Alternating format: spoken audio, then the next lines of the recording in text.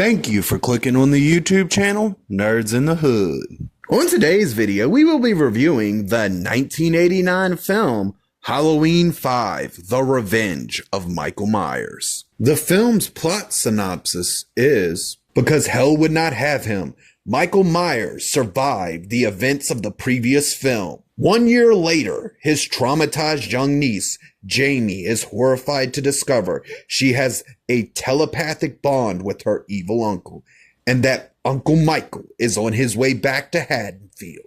But Dr. Loomis has a new plan to destroy the Boogeyman. The cast for the film is, we've got Donald Pleasence as Loomis, Danielle Harris as Jamie, Ellie Cornell as Rachel, and Donald L. Shanks as Michael Myers. In an attempt to try to pay homage to the original 3 films, this movie tries to do a cool opening. And though it is a good opening, I don't think it was as good as they wanted it to be. It is better than the previous films, but it's still not on that level of the original 3 films. This is the second film in what the fans call the Thorn trilogy. It also leans super heavily on the supernatural elements, because that'll be explained in the next film. The film still tries to give Michael the he's hunting his family storyline, which does undermine the fact that he's supposed to be pure evil. As far as doing anything with the lore of the film, they give this psychic connection between Jamie and Mikey that really never goes anywhere or never really does anything outside of giving Jamie a bunch of trauma. Characters for this movie sometimes come off generic and even slightly annoying in certain scenes.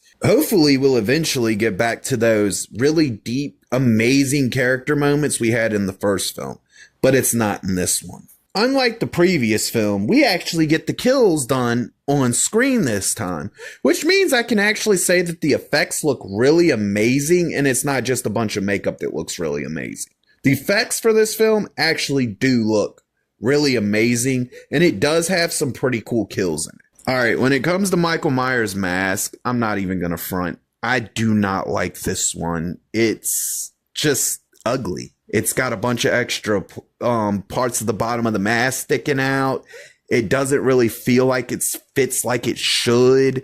It's just not a good Michael mask, and probably my least favorite in the series so far. Since we're 5 films in at this point, Michael's been in all but 1 of them, so that would put him in 4 films. At this point, we're getting Michael. He's doing the stalker thing. He's doing his thing like he always been doing. It ain't nothing new. It doesn't really stand out anymore. It's there. It's just Michael being Michael at this point.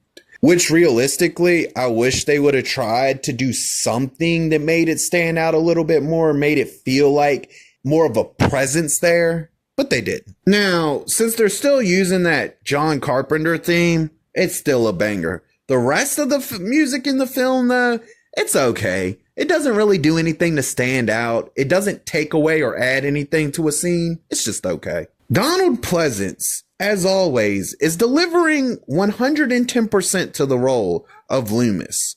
But for some reason, this version of Loomis starts to go crazy, like full-blown terrorizes a child because he wants to get to Michael crazy. Now, you could say that it was renovated. You could say that it's the same house underneath, but the Myers house definitely doesn't look the same as the other films in this one. This movie does have some good emotional moments in it, and it has some okay emotional moments in it. The good ones actually do well at their landing and delivery. The okay ones do well at their delivery, but tend to miss the landing. The movie does great with the tension in it, but it doesn't have the same effect that the original film had, where you feel the tension build up from the beginning all the way through the film until its amazing climax. This film builds up tension, but it's in moments and not through the course of the whole film. It's not much of a difference from the previous film, but the story does stand out a little bit in this film for me, more than it did in the 4th film. And it still doesn't reach the same level as the original though. So this film does have a few standout moments in it, but most of them belong to Mikey's kills. The rest of the film, good, normal, average. Kills, stand out. They brought Danielle Harris back for the second time, and she's not really given a whole lot to do. She does act her ass off, but the movie has her as a mute for a good chunk of it. And even though she doesn't have a lot of speaking lines in the film, she did amazing in this role yet again. This movie has a fake out moment in it. And the only reason I brought it up is because this is actually a good fake out moment, and it's done well and executed amazingly. This film does have a good third act, but nothing really special happens in it. It's just good. This movie finds ways to be better than the last film, but not as good as the original. Though it is not a perfect film, it earns its rating for actually having on-screen kills. This film receives the rating of, I'm actually entertained. If you liked the video, please click the thumbs up. If you disagree or agree with me, please leave a comment. And if you really want to see more of me, please hit that subscribe button.